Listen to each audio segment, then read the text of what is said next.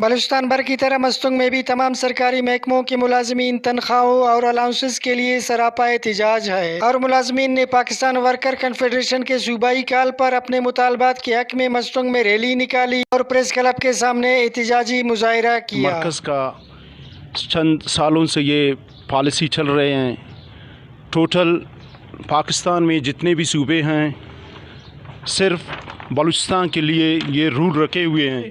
جو پالیسی ہے یہ پالیسی کو ہم لوگ نہیں مانتے ہیں، ابھی بھی نہیں مانتے ہیں، اور پھر بھی یہ پالیسیوں کو ہم لوگ نہیں مانتے ہیں کہ بلوچستان ایک مالی صوبہ ہے اور یہاں پہ مزدوروں کو اپنے جینے کے لیے ایک 4th کلاس کے مزدور یہاں پہ 30-35 ہزار روپے ان کا پے ہے، اور مہنگائی وہاں پہ پہنچ گئے ہیں کہ وہ اپنا گھر بھی چلا نہیں سکتے۔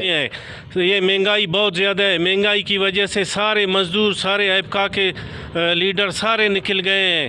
ہمارے مطالبات یہ ہیں کہ ہمیں جو مرکز نے دے دیا ہے اس کے مطابق عمل درآمد کیا جائے، ہمیں اس کے مطابق سارے الاؤنسز دیا جائے۔ مہنگائی اتنا بڑھ گیا ہے کہ غریب ملازم درجہ 4 کے کلاس 4 کے ملازم اتنے کمزور ہیں کہ میں آپ کو کیا بتاؤں۔ اب مہنگائی اتنا ہے کہ دوائی کدھر پہنچ گیا ہے، بھائی آٹا کدھر پہنچ گیا ہے، چینی کدھر پہنچ گیا ہے۔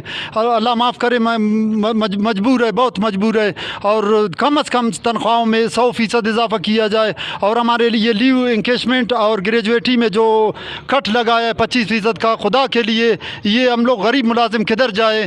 اللہ کے واسطے جو بھی 35% جو ہمارے وزیر اعظم صاحب یا جو بھی ادھر ہوا ہے اس میں کٹ نہیں لگائے اور ہم کو دیا جائے، اور ڈی آر اے کا جو 10% پچھلے ادوار کا ہے ہمارے، مہربانی کر کے ہم لوگوں کو وہ بھی دیا ہے۔ ہم لوگ کسی سے بھیک نہیں مانگتے ہیں، خدا کے لیے ہم لوگوں کو ملازمین کو درجہ 4 کو سارے ملازمین کو دیا جائے۔